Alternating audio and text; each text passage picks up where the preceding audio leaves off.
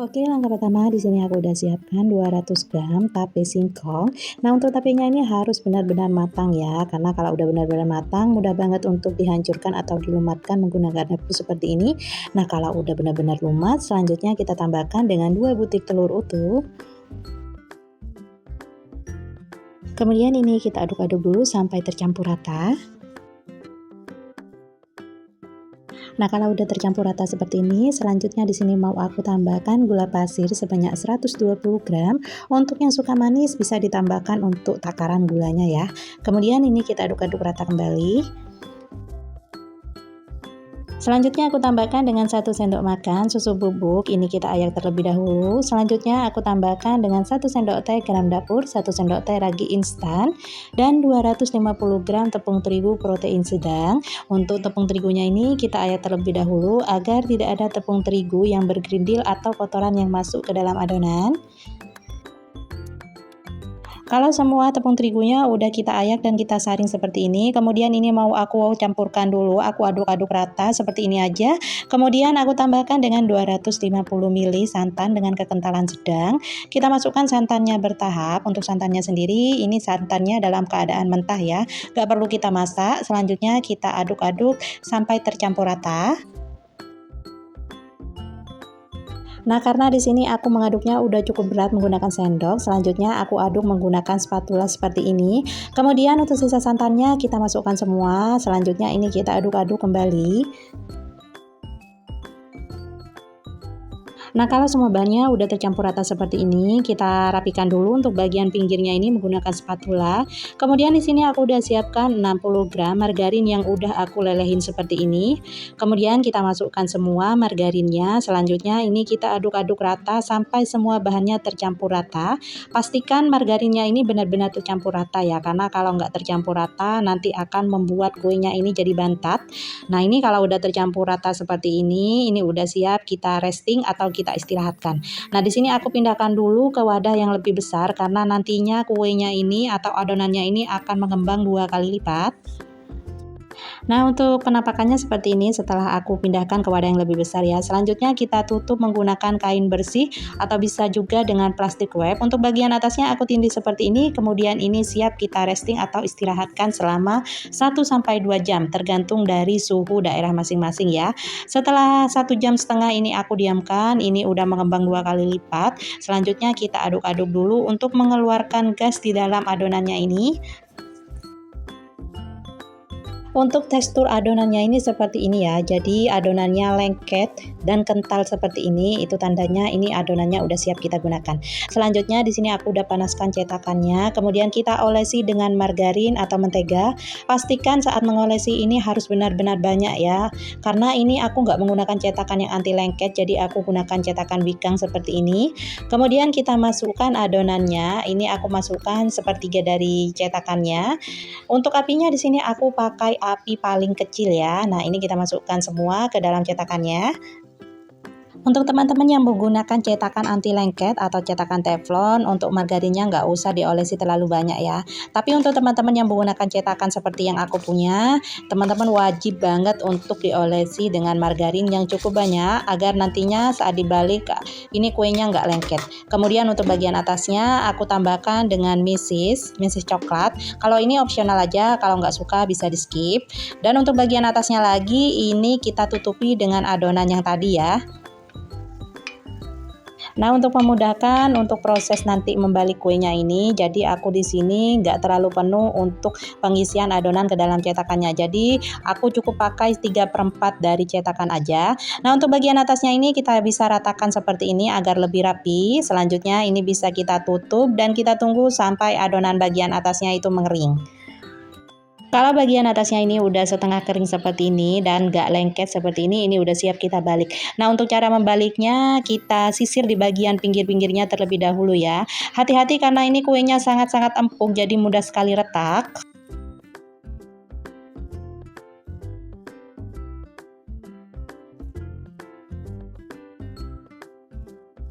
Nah, untuk langkah selanjutnya bisa kita ulangi cara ini sampai selesai ya. Jadi kita sisir bagian pinggirnya terlebih dahulu, baru setelah itu kita balik secara perlahan.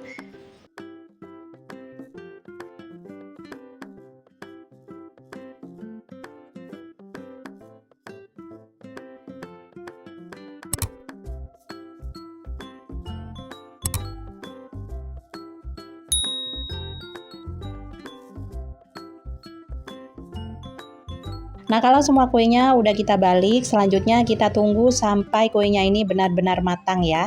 Nah, kalau udah benar-benar matang seperti ini, setelah 5 menit aku masak, ini udah mateng. Untuk penampilannya seperti ini ya. Jadi kuenya tuh nggak lengket sama sekali dan mudah banget diangkat. Nah, untuk tampilannya, untuk bagian bawahnya kurang lebih seperti ini ya.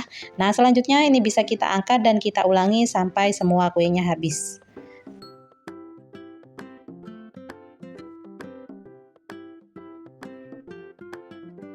Dan ini dia kue kamil atau kue khas Arab dengan kearifan lokal. Nah, kenapa karena aku sebut dengan kearifan lokal? Karena biasanya kuenya ini tuh tanpa ada coklat mesis di bagian tengahnya ya. Tapi di sini aku tambahkan coklat mesis atau bisa juga pakai filling coklat agar rasanya tuh lebih enak dan ternyata emang seenak itu ya teman-teman. Dan kuenya tuh ini empuk banget. Rasanya enak, lembut dan ada rasa tapenya gitu ya. Enak banget pokoknya. Dan untuk satu resep ini hasilnya cukup banyak ya, jadi sekitar 16 pieces, cocok banget dimakan rame-rame maupun ada acara kumpul keluarga atau juga bisa jadi cemilan saat kita santai. Ini cocok banget karena bikinnya mudah, simple, dan pastinya anti gagal. Nah, untuk tampilan bagian dalamnya seperti ini ya, jadi ada coklat di bagian tengahnya dan ini empuk banget ya.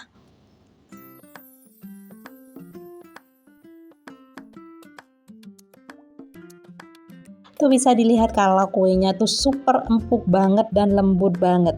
Nah, mau aku coba dulu ya untuk kuenya ini, kita coba robek dan ternyata kuenya benar-benar empuk dan benar-benar lembut. Nah, aku mau coba dulu, bismillahirrahmanirrahim. Masya Allah, ini tuh rasanya enak, empuk, perpaduan rasa tape dan coklatnya itu enak banget. Jadi perpaduan yang pas banget dan ini mantep banget. Nah, gimana untuk kalian yang penasaran sama rasanya? Langsung aja dicobain resepnya di rumah. Langkah pertama kita masukkan 2 serai yang udah digeprek, 2 lembar daun pandan, 5 lembar daun jeruk yang udah dicuci bersih, 200 gram gula pasir, 125 ml jus pandan, 200 ml santan, 1 sendok teh garam. Kemudian ini kita aduk-aduk asal rata aja. Selanjutnya kalau udah rata ini bisa kita pindahkan ke atas kompor. Di sini aku masak menggunakan api sedang sampai semua bahannya ini mendidih. Nah, untuk total cairannya ini 325 ya. Kalau nggak punya jus pandan bisa di skip, bisa diganti dengan pasta pandan. Nah, kalau udah mendidih seperti ini bisa kita matikan kompornya. Kemudian kita aduk-aduk sebentar dan ini kita tunggu sampai uap panasnya sedikit berkurang atau sampai cairannya ini hangat-hangat kuku baru kita bisa gunakan. Selanjutnya di sini aku udah siapkan blender, kemudian kita masukkan 3 butir telur utuh, 1 butir kuning telur, 200 gram tepung tapioka,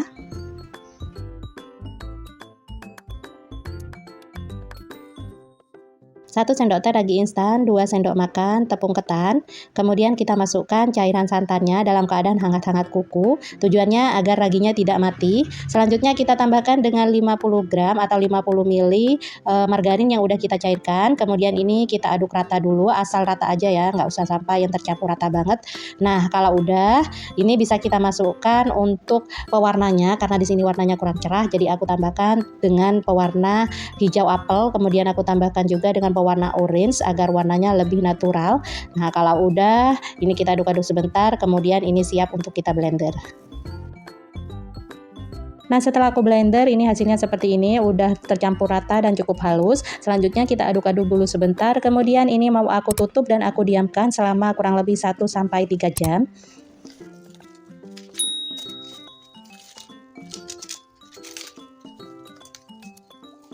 Setelah 1,5 jam aku diamkan, ini adonannya udah mengembang 2 kali lipat. Selanjutnya di sini mau aku tambahkan dengan 1/4 sendok teh garam, 1/4 sendok teh vanili. Kemudian ini kita aduk-aduk dulu sampai tercampur rata. Kalau udah tercampur rata, ini udah siap kita gunakan. Kemudian di sini aku udah panaskan cetakannya. Aku gunakan api paling kecil. Kemudian kalau udah panas bisa kita olesi dengan minyak goreng, tipis-tipis aja asal rata.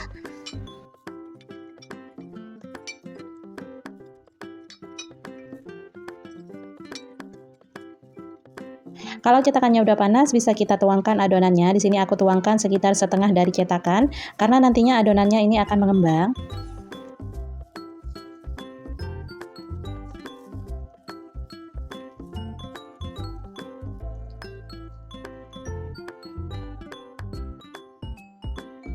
Kalau semua adonannya udah masuk, selanjutnya kita tunggu sampai adonannya ini berpori atau muncul gelembung-gelembung kecil. Nah, ini adonannya udah muncul gelembung-gelembung kecil cukup banyak. Selanjutnya ini kita tutup dan kita tunggu sampai kuenya benar-benar matang dan mengering.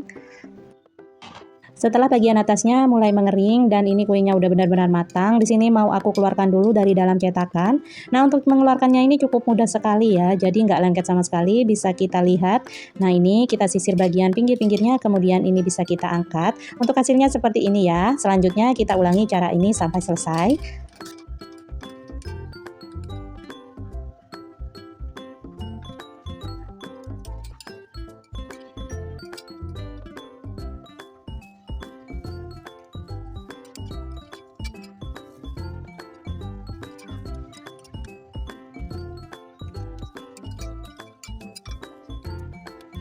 Dan ini dia hasilnya kue Bika Ambon Pandan. Ini tuh kuenya super wangi banget ya. Dan kuenya ini super lembut banget, nggak alot sama sekali. Hasilnya juga berpori, cantik sekali. Nah, bisa dilihat ya, ini lembut banget. Untuk bagian dalamnya juga sangat-sangat berpori dan bersarang. Nah, ini udah aku belah bagian dalamnya tuh seperti ini, cantik banget. Sekarang aku mau coba dulu untuk kue Bika Ambon pandannya ini. Nah, dirobek seperti ini aja udah terlihat kuenya tuh super lembut, empuk banget. Untuk bagian dalamnya juga sangat-sangat berserat, cantik banget ya. Pori-porinya ini, Masya Allah, gemes banget deh.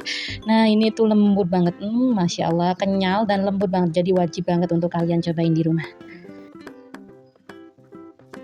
Nah, di sini untuk hasilnya cukup banyak. Aku menghasilkan sekitar 21 pieces. Untuk hasilnya ini tergantung dari besar kecilnya cetakan ya. Nah, selanjutnya di sini mau aku coba dulu. Ini bismillahirrahmanirrahim. Masya Allah, ini tuh enak banget, kuenya lembut, empuk, dan bikin lagi makan satu aja itu nggak cukup. Jadi kalian wajib banget untuk cobain ini karena bikinnya tuh simple, cuman di blender aja, nggak usah pakai mixer, tapi hasilnya super lembut. Kue satu ini tuh bisa jadi ide jualan atau untuk saran penyajian. Di sini untuk bagian bawahnya aku belah seperti ini, tapi jangan sampai putus ya. Sebelumnya untuk pisaunya ini aku olesi dengan minyak goreng agar nggak lengket. Nah, ini kita belah seperti ini ya. Kemudian bisa kita tarik-tarik ke bagian samping seperti ini agar dia lebih mekar ya. Kemudian untuk bagian tengahnya ini agar lebih cantik, aku tambahkan dengan kismis atau kalian bisa ganti dengan choco chip atau topping sesuai selera kalian. Nah, untuk bagian bawahnya karena di sini untuk bagian bawah pikang aku udah habis, jadi aku pakai cup seperti ini ya. Nah, ini aku letakkan di bagian tengah seperti ini, kita mekarkan. Untuk mikanya aku pakai mika lemper, untuk ukurannya aku lupa ya ini ukuran berapa. Kemudian kita letakkan di bagian tengah sambil kita tekan-tekan seperti ini. Selanjutnya bisa kita tutup dan kita sematkan staples atau juga bisa kita sematkan selotip.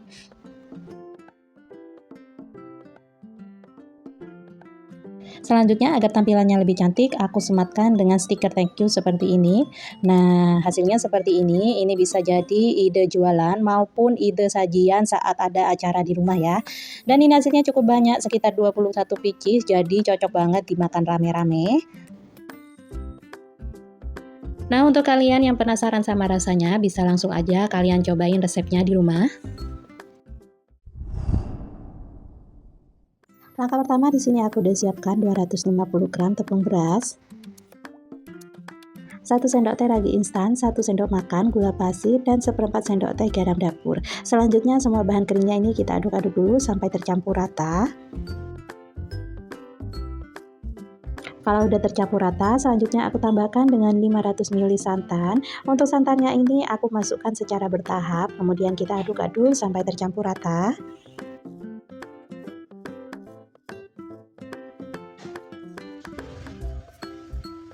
Selanjutnya kita masukkan lagi untuk sisa santannya. Nah, di sini santannya sedikit menggumpal ya, karena aku simpennya di dalam kulkas atau lemari es, jadi santannya agak sedikit menggumpal.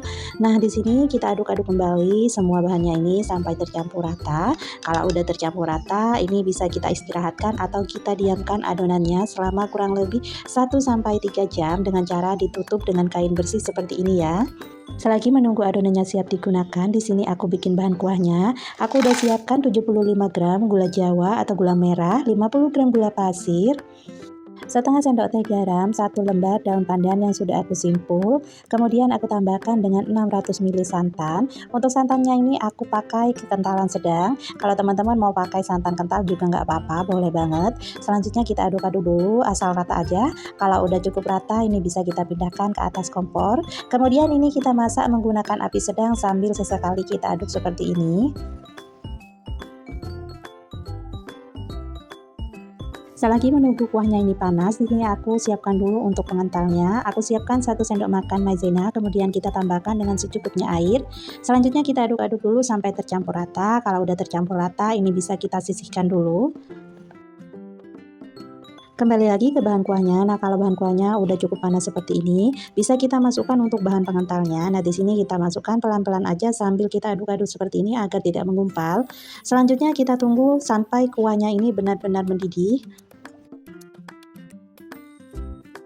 Nah, kalau udah mendidih seperti ini, selanjutnya bisa kita aduk-aduk sebentar, kemudian kita matikan kompornya. Untuk langkah berikutnya ini untuk kuahnya bisa kita saring, karena kalau gula merah itu biasanya kan ada kotoran-kotorannya ya. Jadi kita saring untuk menghilangkan kotoran-kotorannya. Kemudian ini bisa kita sisihkan dulu. Kembali lagi ke adonannya, setelah 1,5 jam aku diamkan, ini adonannya udah benar-benar mengembang 2 kali lipat. Selanjutnya kita aduk-aduk dulu untuk membuang gasnya. Kalau udah kita aduk-aduk sebentar, ini adonannya udah siap kita gunakan. Selanjutnya di sini aku udah siapkan cetakannya. Untuk apinya aku pakai api yang paling kecil. Selanjutnya kita olesi cetakannya dengan margarin atau mentega. Ini kita olesi merata. Selanjutnya kalau cetakannya ini udah kita olesi dengan margarin atau mentega dan cetakannya udah cukup panas, kemudian bisa kita masukkan untuk adonannya. Nah, di sini karena aku mau bikin versi mini-mini, jadi aku tuangkan sekitar setengah dari cetakannya aja ya. Selanjutnya kalau semua cetakannya udah terisi dengan adonan, bisa kita tutup dan kita tunggu sampai bagian atasnya itu mengering atau sampai adonannya benar-benar matang. Nah, ini udah mateng, selanjutnya bisa kita buka penutupnya. Untuk cara mengangkatnya ini mudah banget ya, nggak lengket sama sekali. Tapi ini kuenya super empuk, jadi perlu kehati-hatian karena kalau nggak hati-hati nanti bagian pinggirnya itu bakalan rusak. Jadi di sini aku cungkil dulu bagian pinggir-pinggirnya seperti ini, baru setelah itu kita cungkil ke bawah ya. Nah, untuk hasilnya seperti ini ya. Selanjutnya bisa kita ulangi cara ini sampai selesai.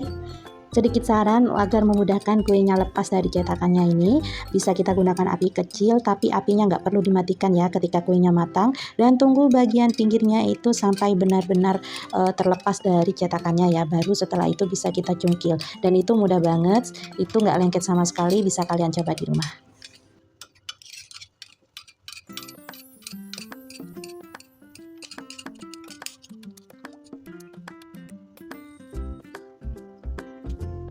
Dan untuk detail resep lengkapnya sudah aku tuliskan di kolom deskripsi, jadi teman-teman bisa langsung cek di bawah kolom judul.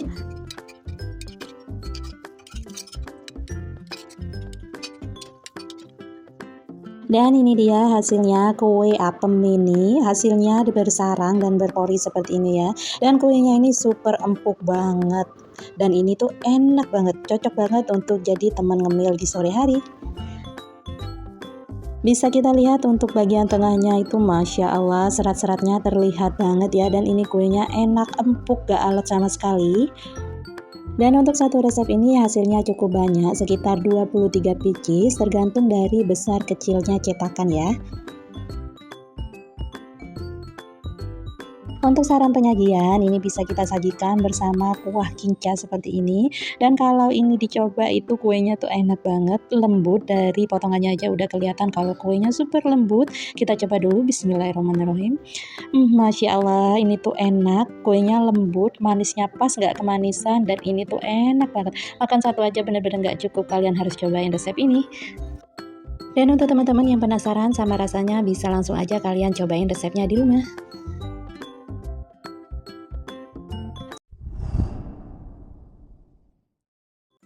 Langkah pertama kita siapkan 500 ml santan. Nah, ini santannya aku peroleh dari 1 butir kelapa. Di sini aku pakai santan yang perasan pertama ya. Agar aromanya lebih wangi, aku tambahkan 1 lembar daun pandan, setengah sendok teh garam dapur. Kemudian ini santannya kita masak menggunakan api sedang sambil kita aduk-aduk seperti ini agar santannya nggak pecah. Kalau sudah mendidih seperti ini, bisa kita matikan kompornya. Selanjutnya kita tunggu suhu panas dari santannya ini sedikit berkurang. Selagi menunggu santannya ini hangat, di sini aku udah siapkan 220 gram gula pasir, 4 butir telur utuh,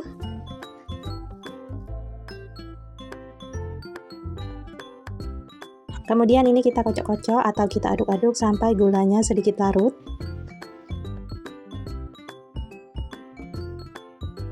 Nah, kalau gulanya udah larut seperti ini, selanjutnya di sini aku udah siapkan tepung terigu sebanyak 130 gram.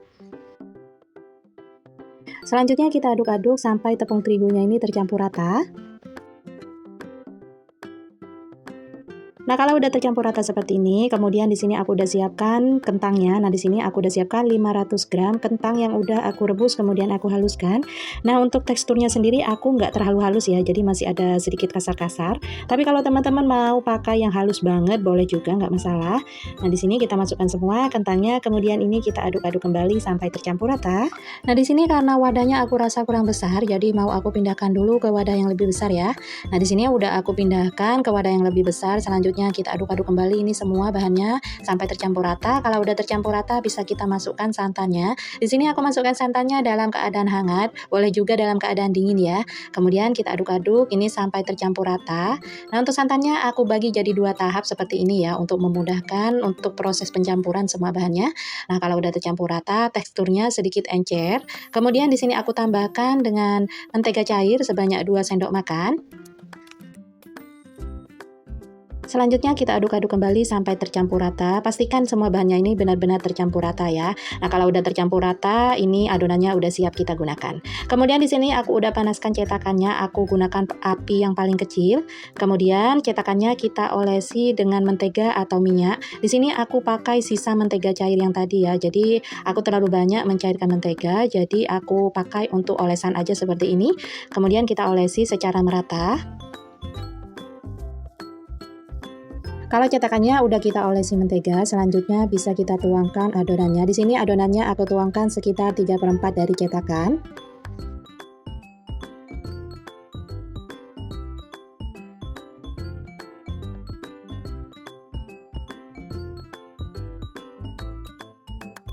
Kalau udah masuk semua adonannya, bisa kita tutup dan kita tunggu sampai adonannya matang. Sesekali bisa kita lihat seperti ini untuk mengecek adonannya udah matang atau belum. Kalau bagian atasnya udah mulai mengering seperti ini dan mulai memadat, itu tandanya adonannya atau kuenya ini udah matang. Selanjutnya ini bisa kita angkat. Untuk cara mengangkatnya cukup kita sisir bagian samping-sampingnya atau bagian pinggirannya ya. Nah, kalau kuenya ini udah mateng, bagian pinggirannya itu sedikit merenggang, jadi itu tandanya kuenya udah mateng. Selanjutnya bisa kita keluarkan dari dalam cetakan. Hati-hati saat mengeluarkan karena ini adonannya atau kuenya itu sangat lembut ya, jadi mudah sekali hancur. Nah, kita keluarkan secara perlahan aja seperti ini. Dan untuk hasilnya seperti ini ya, cakep banget. Selanjutnya bisa kita ulangi cara ini sampai selesai. Nah, teman-teman, untuk detail resep lengkapnya sudah aku tuliskan di kolom deskripsi, jadi teman-teman bisa langsung cek di bawah kolom judul. Nah, kue bingka kentang ini biasanya disajikan dengan topping ya. Biasanya kita pakai topping lalaan santan. Lalaan santan itu dibuat dari santan yang direbus sampai mengering. Jadi dipisahkan antara gumpalan santannya dengan minyaknya. Kemudian untuk yang gumpalan santannya itu bisa digunakan untuk topping ya. Itu namanya lalaan santan. Tapi di sini aku nggak pakai topping. Aku bikin aja kue bingka kentangnya dan rasanya itu memang lebih enak dari kue lumpur ya. Teksturnya hampir sama seperti kue lumpur, cuman dia sedikit lebih encer. Dan untuk kue bingkang kentangnya itu lebih banyak menggunakan telur daripada kue lumpur ya. Jadi takaran telurnya lebih banyak daripada kue lumpur dan rasanya lebih enak. Jadi kalian harus cobain ini. Dan ini dia kue bingka kentangnya udah jadi, Masya Allah, cakep banget. Di sini untuk warnanya ini aku gunakan warna asli, gak aku tambahkan dengan pewarna kuning ya. Hasilnya jadi cakep seperti ini. Kalau teman-teman mau ditambahkan dengan pewarna kuning juga boleh. Dan untuk satu resep ini hasilnya cukup banyak, sekitar 29 pieces. Ini tergantung dari besar kecilnya cetakan. Di sini aku pakai cetakan diameter 7 cm. Dan untuk hasilnya seperti ini, gak gosong sama sekali karena aku pakai api yang paling kecil. Dan kita coba robek seperti ini, Masya Allah, terlihat kuenya tuh lembut banget dan ini teksturnya mirip kue lumpur ya. Dan rasanya mirip juga seperti kue lumpur, tapi ini tuh lebih enak, cobain deh beneran. Untuk teksturnya saat masih panas kuenya itu sedikit lembek, sedikit lumer gitu ya, tapi enak banget. Tapi ketika dingin dia tuh udah padat seperti ini, teksturnya mirip banget dengan kue lumpur tapi rasanya enak. Dan ini wajib banget untuk kalian cobain di rumah. Nah, kalau mau jadi ide jualan bisa kita kemas dengan mika seperti ini untuk menambah nilai jual ya. Bisa jadi ide isian snack box maupun cemilan di rumah. Sekian dulu resep kali ini, semoga bermanfaat dan mohon maaf jika ada salah. Sampai jumpa lagi di resep-resep berikutnya dan jangan lupa untuk dukung terus channel ini dengan cara like, comment, and subscribe. Kemudian share sebanyak-banyaknya ke sosial media kalian ya. Terima kasih. Sekian dulu, sampai jumpa lagi di video berikutnya. Wassalamualaikum warahmatullahi wabarakatuh. See you next time and bye-bye.